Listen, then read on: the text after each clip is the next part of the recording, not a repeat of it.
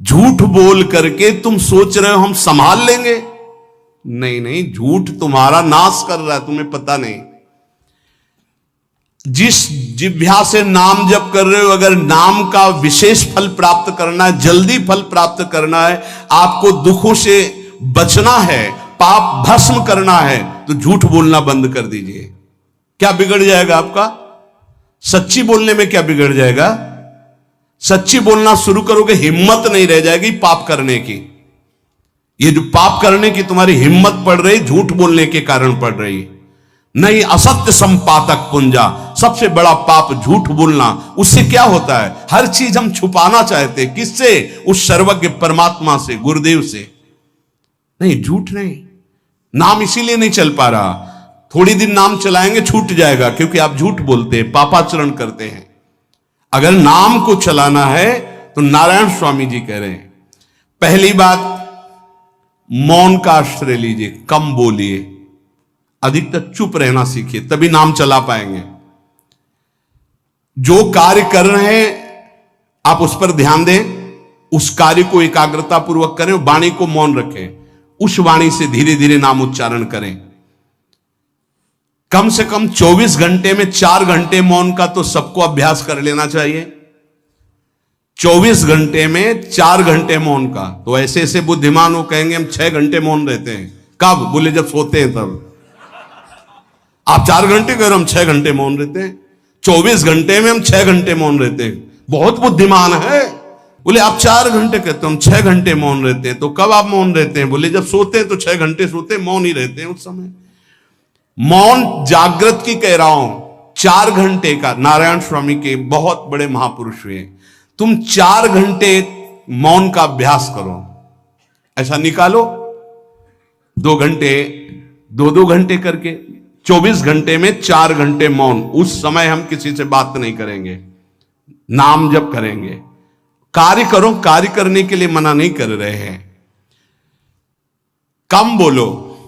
आजकल लोग अपनी जीवनी शक्ति को बोलने के द्वारा बहुत नष्ट कर रहे हैं, व्यर्थ की बातें करते रहते हैं। 4 आदमी चल रहे हो, आप पीछे चलिएगा, सुनते, बेमतलब की बातें। नाम जप नहीं होगा, वो डिलीट नहीं होंगी, वैसे ही बनी रहेंगी, अगले जन्म के लिए तैयार हो रहा है। इसलिए नाम यदि सिद्ध करना है, नाम का फल लेना है, नाम का आनंद लेना है, तो वृथा भाषण बंद करो, बेकार की बात बंद करो। जितना कम बोलने से काम चल जाए उतना। सामने वाले को बोलने दीजिए, आप बीच में नाम चल रहा है जी, नाम चल रहा है। जब कोई आवश्यक बात हुई, पवित्र शब्द बोल दिया, नहीं चुपचाप सुनो। उसको लग रहा है कि आप संभाषण करो, मान लो रिश्तेदार है, नातेदार है, मित्र, अब आप व्यवहार में हैं, आप सीधे ये तो नहीं कह सकते हमसे बात मत करो, नहीं, हाँ बात कीजिए, लेकिन आप कम बोलिए, उसको बोलने दीजिए, आप नाम जप कीजिए, जरूरत भर बात कीजिए। बात में भगवान की चर्चा हो तो कोई बात नहीं, अगर प्रपंच की चर्चा है तो बचने की कोशिश कीजिए। अपने संबंधियों, अपने दोस्तों, अपने व्यवहारियों से व्यवहार, दोस्ती, संबंध शिथिल कीजिए, तभी नाम में प्रीति होगी। अगर ये कि अब हमारे दोस्त आ गए हैं तो फिर वो दोस्त छूट जाएगा नाम, अब बातें शुरू हो गई प्रपंच की। धन्य है ऐसी बुद्धि जो प्रियजनों से भी संभाषण केवल भगवत वाक्यों का, अन्यथा नहीं। इसीलिए इस मार्ग को वर्ण करना बहुत कठिन है। एक ऐसा तुम्हारा निवास स्थान होना चाहिए अलग, जिसमें अपने रिश्तेदार, नातेदार, व्यवहारियों का प्रवेश ना हो। आपकी शैया अलग होनी चाहिए। अगर नाम जापक नाम सिद्ध करना चाहता है, नाम का फल लेना चाहता है, नाम निरंतर चलाना चाहता है, तो जिस आसन पर आप बैठते हैं उसी में प्रपंची, विषयी, संसारिक वृत्ति वाले बैठेंगे तो भजन की वृत्ति नहीं बन पाएगी। एक ऐसा, वैसे होते हैं घरों में बैठने वालों का अलग, लेकिन साधन कक्ष अलग होना चाहिए अपना। किसी का यदि प्रवेश ना हो तो आप देखेंगे कि आपके साधन के परमाणु आपको वहां बैठते ही तत्काल विक्षेप रहित करके भजन में लगा देंगे। अगर घर में ऐसा कुछ ना हो तो एक आसन अपना अकेला रखिए, जिस पर आप शयन करें वो आसन केवल आपका ही होना चाहिए। अगर वो सार्वजनिक बैठने के लिए ही है, ऐसी व्यवस्था नहीं, तो आसन समेट कर अपना अलग रख दीजिए और दूसरे आसनों पर बैठा लिए, फिर वो आसन हटाकर जब आप शयन करें तो आपका आसन होना चाहिए। इसका बहुत बड़ा प्रभाव पड़ेगा। कोई भी ऐसा दृश्य या पुस्तक ना पढ़ें जो वासनात्मक हो और प्रभु के नाम से आपको विमुख कर दे। अखबार आदि, समाचार आदि, ये हमारे चिंतन को नष्ट करते हैं। अगर नाम जप करना है, निरंतर नाम स्मृति बैठालनी है, एक घटना कई मिनट तक विक्षेप देती है। ऐसा हुआ, कैसे लोग हैं, अब उसमें तो समाचार ही हो रहे हैं, सैकड़ों बातें हो रही, पेपर है तो सैकड़ों बातें लिखी हैं, क्या क्या, अब वो सब दिमाग में भर गई। इतना व्यसन है किसी किसी को पेपर पढ़ने का, समाचार पत्र पढ़ने का, कि सुबह होते ही वो विरह में रहते हैं कि पेपर आ जाएगा, आया नहीं, मिला तो ऐसी एकाग्रता से पढ़ते हैं जैसे वेदांत चिंतन करने वाला वेदांत चिंतन। चश्मा लगा, चाय रखी, ठंडी हो रही, उससे मतलब बीच बीच में चाय और चश्मा से और पूरे दिमाग में वही। अब क्या करेगा, जो पढ़ा है उसका चिंतन बनेगा, वही बोला जाएगा। अब जहां चार मिले तो तुम्हें पता है, उत्तर प्रदेश में ये हुआ, मध्य प्रदेश में ये हुआ, चर्चा दिमाग। नाम जापक पूज्य श्री नारायण स्वामी कह रहे, अखबार पढ़ना, दुनिया भर की प्रपंच की जिसमें बातें हैं, ऐसे समाचार, ऐसे टेलीविजन देखना, ये तुम्हारे हृदय में नाम नहीं चलने देंगे, तुम्हारी स्फुरणा को गंदी कर देंगे, बेकार का वक्त खराब होगा। इसलिए अगर आपको पढ़ना ही है तो धार्मिक ग्रंथों को पढ़िए, अपने इष्ट संबंधी ग्रंथों को पढ़िए नाम जपने के लिए। किसी को कभी वचन न दें। पांचवा, बहुत बहुत पॉइंट की बात करें, यदि आपने किसी को वचन दे दिया और पूरा नहीं किया तो भजन का फल वहां जाएगा, ध्यान रखना। यही हमसे सब त्रुटियां होती रहती है अपने लोगों से। जाओ आज से बाद वचन दे दिया, हम ऐसा नहीं करेंगे, नहीं करेंगे चाहे मर जाएं। पर अपने लोग ऐसे फिसड्डी हैं कि शाम के वचन देते हैं और सुबह फिसल जाते हैं, 2-4 दिन बहुत बहुत चला फिर फिसल जाते हैं। बोले कसम से आज से ऐसा नहीं करेंगे। तो आप इसको खिलवाड़ न समझे, आपके सुकृत नष्ट हो रहे हैं, वासना आपके सुकृतों को नष्ट कर रही। दूसरा, जैसे आपने किसी से कहा कि मैं शाम के 5 बजे आ जाऊंगा, तो 5 बजने में 5 मिनट कम होने पर आपको पहुंच जाना चाहिए, 5 मिनट ओवर होने पर नहीं, उसके पहले ही आपको ऊपर। यह संतों के जीवन में देखा गया है। समय का बहुत बड़ा जीवन में अस्तित्व है। अगर आप किसी को समय दें, फिर उसमें प्रमाद स्थिति नहीं होनी चाहिए। 5 मिनट पहले पहुंचिए। समय दिया है किसी को तो 5 मिनट पहले उसको इंतजार ना करना पड़े। रात को सोते समय नाम जापक उपासक विचार करें, मेरा नाम किन किन कार्यों में छूटा, मेरे से कौन कौन सा पाप हुआ, मैंने कौन सी आज गलती की जो नहीं करना चाहिए, और उसे डायरी में नोट करें। नारायण स्वामी कह रहे हैं दूसरे दिन सावधानी पूर्वक वो गलतियां ना होने पावे जो हमने आज की। जब उपासक सत्य बोलना स्वीकार करता है तो उसके हृदय में डर जागृत हो जाता है। ध्यान रखना, डर ये माया के द्वारा प्रेरित है।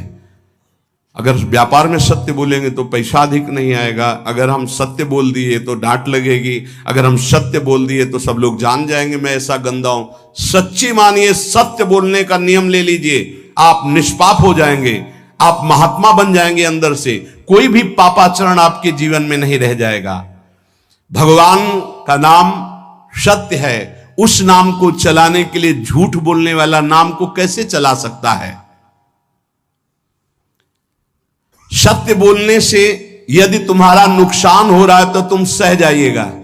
नारायण स्वामी कह रहे हैं उससे बड़ा लाभ आपको श्री भगवान प्रदान करेंगे। आप सत्य बोलिए। आजकल भगवान पर विश्वास नहीं, इसलिए झूठ पर विश्वास है। कलयुग की ऐसी प्रेरणा है कि सब झूठ बोलने लगे हैं, कोई डरता ही नहीं झूठ बोलने में। पूरा का पूरा, जैसे नहीं कहते कुछ तो सत्य होगा, ऐसे ऐसे महानुभाव हैं कि 100% झूठ बोल जाते हैं, 100%। धन्य है मोबाइल जो झूठ बुलाने में बहुत प्रवीण है, बहुत प्रवीण है। अरे भाई हम नहीं मिल सकते, आज हमारा मन नहीं है, खत्म खेल हो गया, सत्य बात है, नहीं मिल सकते आपसे, मत उठाओ फोन। अगर तुम्हें झूठे ही बोलना है तो फोन क्यों उठाओ? नहीं बोलेंगे, नहीं उठाएंगे तो समझ जाएगा कि उनकी रुचि नहीं। ये झूठ क्यों बोलना, सत्य बोलो। झूठ से यदि आप बच गए तो आपके जिह्वा पे नाम निरंतर चलने लगेगा। ये झूठ ही नाम नहीं चलने दे रहा। असत्य आचरण, छुपाने की वृत्ति, असत्य भाषण, ये नाम में प्रीति नहीं। किसी को भी फुसलाने के लिए झूठ मत बोलिए। सत्य बोलने का अभ्यास कर लिए तो पापी जीव भी महात्मा बन जाए। सत्य आवश्यक है। एक बड़े कागज पर ऐसी जगह लिख के रख लो जहां तुम उठते बैठते देखते हो कि मुझे सत्य बोलने का नियम लेना है, झूठ नहीं बोलना है। सत्य साधन कर लो, फिर देखो नाम कैसे चलता है। तपस्या, बड़े बड़े पुण्य, बड़े बड़े तीर्थ स्नान उतना पवित्र नहीं करेंगे जितना सत्य बोलने से होगा। पर बहुत कठिन है इस समय सत्य बोलना। मतलब बात बात पे असत्य का ही वर्ताव हो रहा है, असत्य का अच्छा, ये कोई संसारी आदमी में नहीं, कुछ ऐसे होंगे जो सत्य की वार्ता करते नहीं। प्रायः क्या जाता है, झूठ बोलने में बोल दिया और सामने वाला राजी हो गया, हम निकल गए। लेकिन सत्य ना होने के कारण आप में सत्य आचरण, सत्य स्वरूप भगवान का नाम, भगवान को कहा गया सत्य नारायण, वो नाम नहीं चलेगा। भजन करने का पहला साधन है सत्य बोलना। जबान से सत्य बोला जाए। और भजन की संख्या प्रारंभ में जरूर लेनी चाहिए। यदि 10 माला का नियम लिया, 20 माला का नियम लिया, तो उसे निर्वाह करो। जैसे यहां शरणागति मंत्र मिलता है तो 11 माला प्रारंभ में दी जाती कि आपको करना ही है, ज्यादा हो जाए वो ठीक, 11 से कम वो कभी जीवन में नहीं। अपने जीवन में गुरु आज्ञा 11 माला तो करनी है, हर समय करना है। पर ये मन थोड़े दिन तो नियम में चलेगा, इसके बाद छोड़ देगा। दीक्षा तब लेनी चाहिए जब गुरु आज्ञा पे चलने की हिम्मत हो, नहीं तो ऐसे ही नाम जपो करो। जब नियम मिल गया 11 माला तो चाहे प्राण निकल जाए, हमको 11 माला पूरे करने, प्राण निकलने तक गुरु आज्ञा का पालन करना है। यदि आप नाम जब अधिक मात्रा में नहीं करेंगे तो जो आपको नाम मिला है उसका फल आपको अनुभव में नहीं आएगा। क्यों? क्योंकि नाम का हिस्सेदारी होती है, भजन की हिस्सेदारी होती है। जैसे किसी ने प्रणाम किया, वो भजन लिया।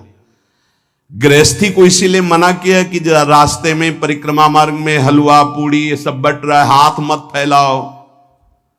वो दान कर रहा है, सुकृत कर रहा है, और कोई दूसरे ले विरक्त आदि। आप अपने भूख मिटाने के लिए 4 रुपया के चना लेके भले पालो, लेकिन दूसरे के द्वारा दिया हुआ हलवा मत पाओ। यहां धाम आए हो, भगवत कमाई करने आए हो, यहां नाम जप करो, कष्ट सहकर परिक्रमा दो। हो सके 4 रुपए की वस्तु लेकर के आप पशु पक्षियों को पवा दो, किसी एक का पेट भर, तुम मत पाओ दूसरे का। तुम चाहो तो उपवास कर सकते हो, या प्राण पोषण के लिए रूखा सूखा थोड़ा खा लो। ये दूसरे के आराम से धाम में हम आए 2-4 दिन खूब खाए पिए नहीं, भागीदारी हो जाएगी तुम्हारे पुण्यों की। वहां ऐसे फ्री नहीं है कुछ। भजन का भागीदार राजा भी होता है, जिसके राज्य में रह रहे हैं। जो अन्न देता है वो भजन का, जो वस्त्र देता है वो भजन। इसीलिए गृहस्थ को कहीं कुछ भी स्वीकार नहीं करना चाहिए। ये बहुत ध्यान रखें। अगर आप कहीं तीर्थ साधु आश्रम कहीं जाते हैं, कोशिश कीजिए कि किसी से सेवा ना ले, और अगर सेवा ले तो उसके अनुसार फिर अर्थ दे दे। अगर आपने वहां भोजन पाया, पानी पाया, तो उसके अनुसार सोच ले कि अगर हम इतना खरीदते तो कितने का मिलता, वो दे दिया तो आपका भजन बच गया। कभी आपको कोई प्रणाम नमस्कार करे, तत्काल बराबर प्रणाम करो। किसी को अपना भजन का हिस्सेदारी नहीं, सबका मंगल हो। ये भजन जितना बढ़ेगा तो आपको भगवदाकार कर देगा। दिन रात 24 घंटे में 21,600 श्वास चलती है। 21,600 श्वास में 6 घंटा तो सोने के चले जाते, उसमें तो चेतना नहीं रहती। अब हमको अगर 21,600 नाम हमको जपने को मिल जाए तो हमारी हर श्वास सार्थक हो जाए। जो हम 5-6 घंटा सोते हैं उसमें जिनका अभ्यास है तो बात अलग है, नहीं तो वो व्यर्थ जाती है। तो हमें एक श्वास में कई नाम जपने का अभ्यास करना चाहिए, जिससे 200 माला फेरने पर ये 21,600 श्वासों की गणना पूरी होती है।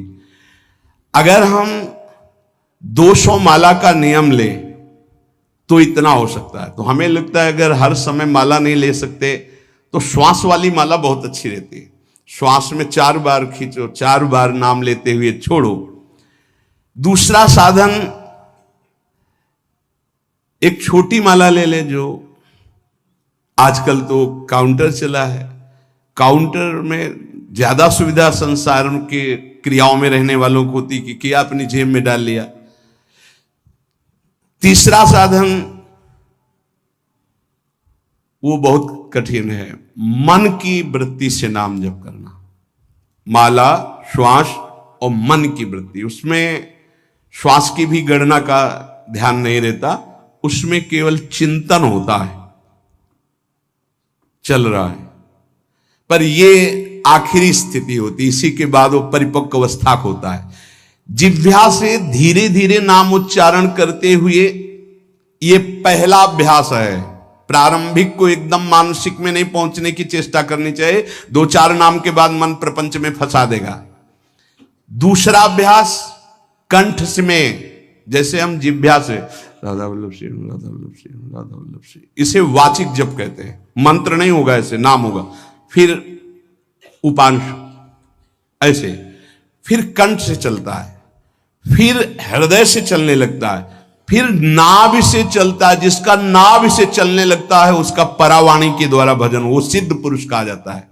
4 वाणी, परा, पश्यंती, मध्यमा, वैखरी। वैखरी जो बोल रहे हैं, जो कंठ से, फिर हृदय से पश्यंती, परा नाभि से, मूलाधार केंद्र से लेकर के संपूर्ण ब्रह्मांड में इसमें नाम गूंज रहा है, वो सिद्ध पुरुष का होता है। पहला अभ्यास जिह्वा हिला करके शुरू करें, राधा राधा राधा राधा।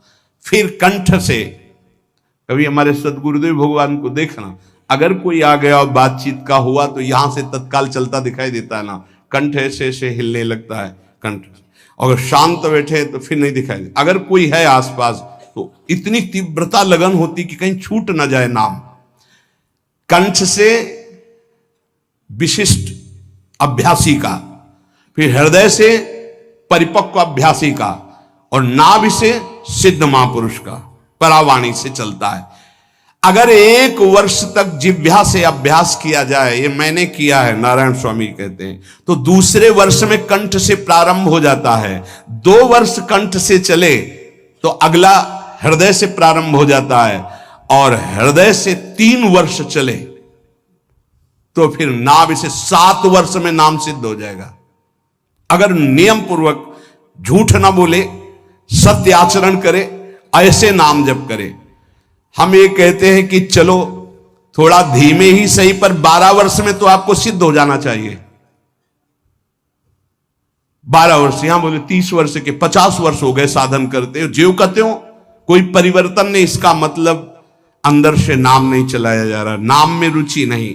12 वर्ष में तो वो भगवत साक्षात्कार करके जागृत स्वप्न सुषुप्ति अवस्था पर विजय प्राप्त कर लेता है साधक। ऐसा ही स्वामी जी ने किया। नारायण नारायण नारायण नारायण नारायण, ऐसी सिद्धावस्था हो गई थी। एक टाट की लंगोटी, एक रस्सी कमर में, बस। बड़े ही उच्च कोट और बहुत बड़े अरब खरबपति घर के बालक थे। सारी सिद्धियां उसके पैरों में लौटने लगती हैं, जिसका नाभि से भजन प्रारंभ हो जाता है, परावाणी से। अजपा जाप उसे ही कहते हैं जो नाभि से होता है। अजपा जाप करने वाले उपासक में जो अजपा जाप करने की चाह रखते हैं, पहला भोजन पर ध्यान दे, सात्विक भोजन, पवित्र भोजन। भाई नाम का स्वाद नहीं मिला तो कुछ लोग जो है बहुत प्रसन्न होते हैं जब सांसारिक पदार्थ आता है। बड़ी कृपा श्री ठाकुर जी की रही है कि इस विषय पर जो है बहुत परिपक्व किया है। रोटी नहीं मिली, ये रबड़ी रसगुल्ला की तो बात जाने दो। गंगा का किनारा, गांव में जाना नहीं, जो आकाश वृत्ति से वो आ जाए वही। आप लोगों को तो रोटी तो मिल रही है। पहला नाम सिद्ध करने के लिए भोजन सात्विक और थोड़ा, अगर एक समय पाके निर्वाह कर लो तो अच्छा, नहीं तो 2 समय, 3 समय पाने का तो अधिकार ही नहीं साधक को।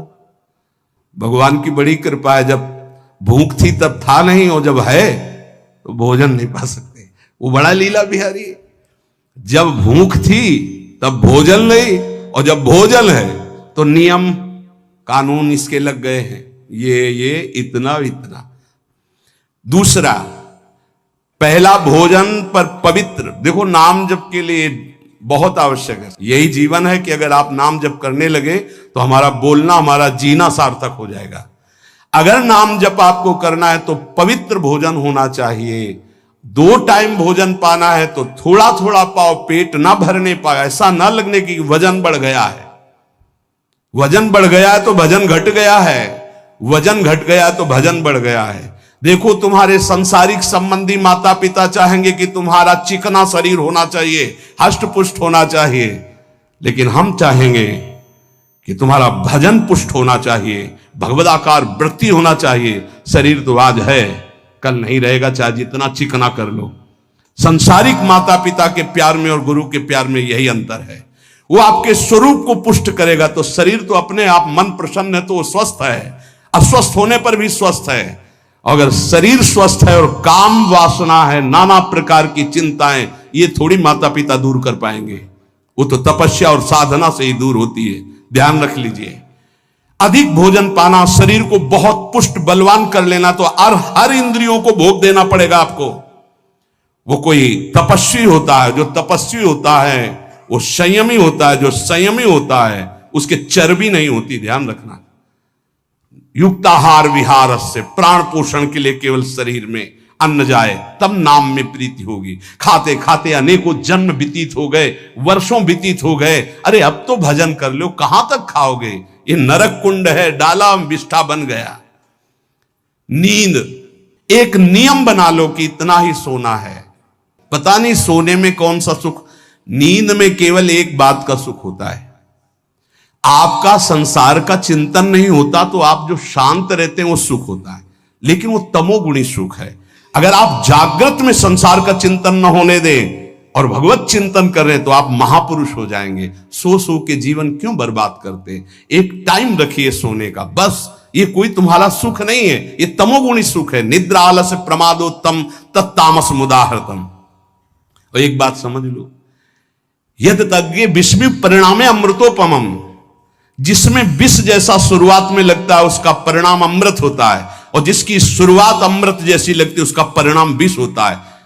प्रातःकालीन उठ करके सत्संग में आना विष जैसा लगता है, लेकिन उठ के आ रहे हो तो इसका फल अमृत होगा। ब्रह्म मुहूर्त में सो रहे हैं, जीवन बर्बाद कर रहे हैं, अरे ब्रह्म मुहूर्त में उठिए, स्नान कीजिए और सच्चिदानंद भगवान में चित्त को जोड़िए। ये विष जैसा लगता है, परिणाम अमृत जैसा होता है। तीसरा, 24 घंटे में 1 घंटे का तो एकांतवास करना सीख ही लो, चाहे गृहस्थ हो चाहे कोई भी हो।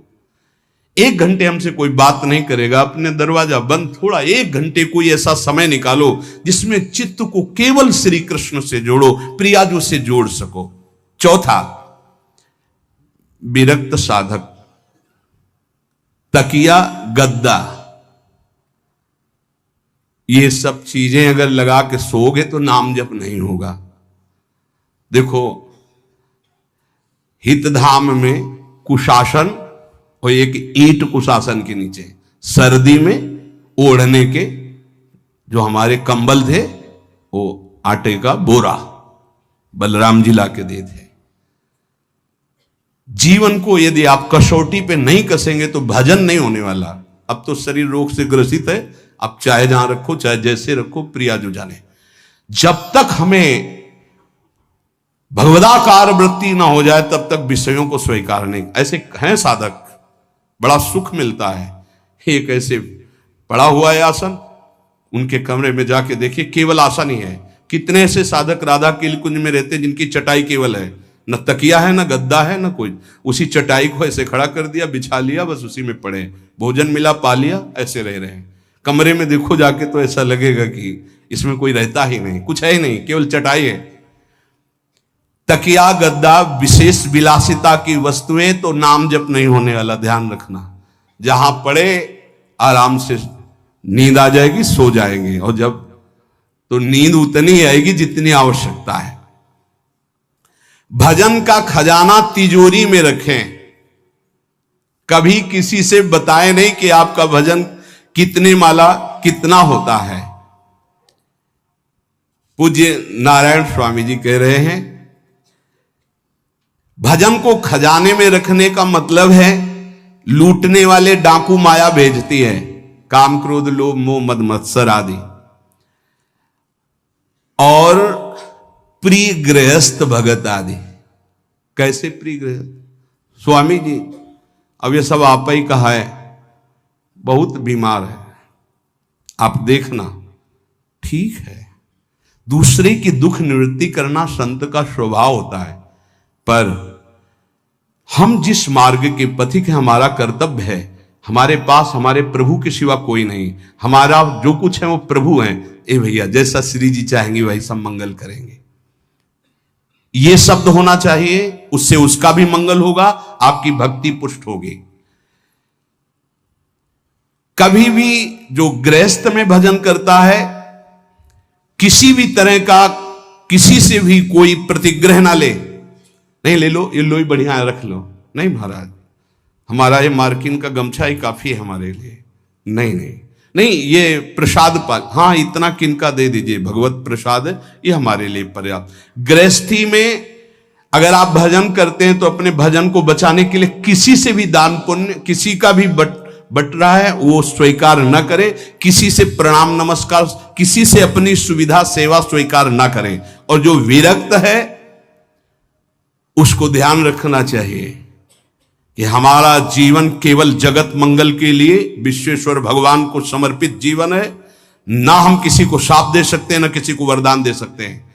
सेवक स्वामी की इच्छा को देखता है, ऐसा ऐसा, हाँ प्रियाजू की जैसी इच्छा होगी वैसा। नहीं, आप ऐसा नहीं, प्रियाजू का बस जबान से कभी ना किसी के प्रति शाप का, और ना हरिराम व्यास जी ने कहा है कि शाप और वरदान हमारी हमारे स्वामी की, तो हमें हर बार में यही बोलना है, जैसी प्रियाजू की इच्छा, जैसी श्यामाजू की इच्छा। नहीं, आप कुछ कह दीजिए तो राधा राधा राधा, नहीं कैसे मंगल होगा, आशीर्वाद दीजिए राधा राधा राधा, बहुत संभाल के। महात्माओं को इस बात में सावधान रखना चाहिए कि ये माया ममता का रूप धारण करके तुम्हारी तिजोरी को खाली कर देगी। खजाना लूटने के लिए माया बहुत अनुभवी महापुरुष है, सेवक के रूप में आती है, खास सेवक बनकर। आज तक जहां दगा हुआ है तो खास से हुआ है।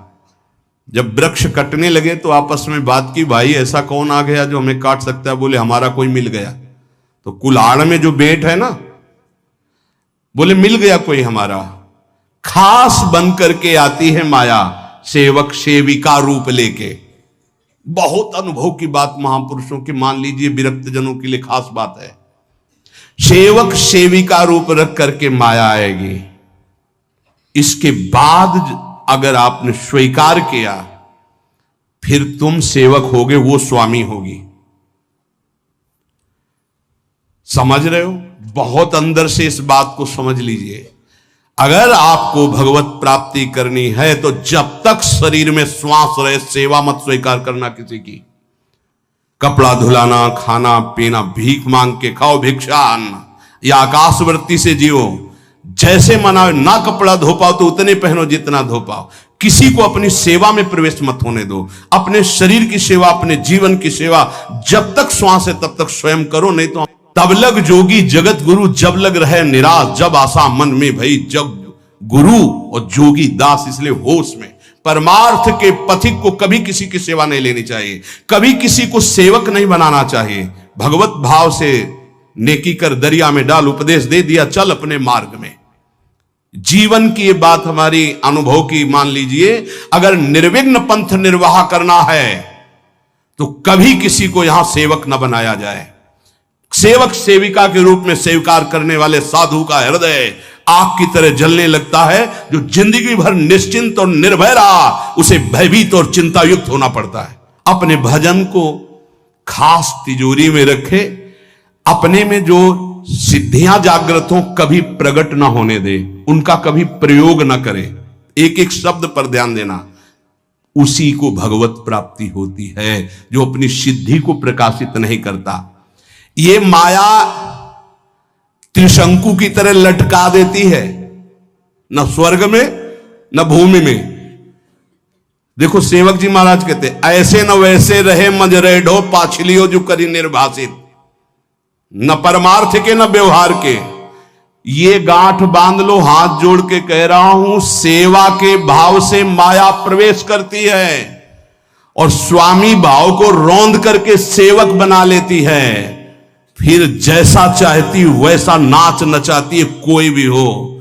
इसलिए होश में, यदि भगवत मार्ग में चले हो तो कष्ट सहो, शरीर की स्वयं सेवा करो। सौभाग्य मत मनाओ कि कोई तुम्हारी सेवा कर रहा है, दुर्भाग्य है जो तुम सेवा ले रहे हो। हाँ, अब शरीर इस काबिल नहीं तो श्री जी जैसा जाने वैसा। जब तक पानी उठा के पीने लायक हो तो किसी से पानी मत मांगना, किसी को अपना मत बना लेना। जब तक भगवत साक्षात्कार ना हो किसी को शिष्यत्व में मत स्वीकार कर लेना, नहीं तो बात समझ लेना, आगे खुद आपको समझ में आ जाएगा। किसी भी तरह से अपनी तिजोरी को ना खुलने देना तो भगवत साक्षात्कार हो जाएगा। बोले नहीं हमारा तो परहित की भावना और प्रचार करना है, तो है क्या तुम्हारे पास प्रचार करने के लिए? परहित की भावना के लिए है क्या तुम्हारे पास? जब तक सर्वत्र श्री कृष्ण का अनुभव नहीं हो जाता तब तक उसमें कोई सामर्थ्य नहीं होती, और जब सर्वत्र वासुदेव का अनुभव करता है तो उद्धार किसका करना है? विचार करके देख लीजिए। फिर वो स्वांता सुखाए तुलसी रघुनाथ गाथा। इसलिए भजन के खजाने को बचा के रखो। रूखा सूखा टुकड़ा खा करके गंगा जल यमुना जल का आचमन करके जीना सीखो। अच्छे अच्छे पदार्थ सामने होने पर वही पदार्थ स्वीकार करो जिससे तुम्हारी जिह्वा रुचि ना कर पावे। ये दुष्ट है, इस दुष्ट को दंड दो। नारायण स्वामी जी ने कहा है, आगे हमने कल चिंतन में पढ़ा था, कह रहे हैं कि हमने इसको कैसे वश में किया, जहां गरम जलेबी बनती थी वहां खड़े हो जाते थे। कहते देखो कितनी बड़ी हाल है, नहीं मिलेगी तुझे, चलो। पूरी बाजार में घुमाते थे और कहीं भी इसको नहीं, और अगर संयोग वश साथ मिल जाती थी तो गंगा जल में फेंक देते थे। हरिद्वार में नारायण स्वामी जी गंगा जल में फेंक देते। हाँ बहुत बढ़िया बीठी, ये ले। अपने हृदय को पावन रखने के लिए इसी जन्म में भगवत प्राप्ति के लिए आहार को सुधारा जाए और निरंतर नाम जपने का अभ्यास किया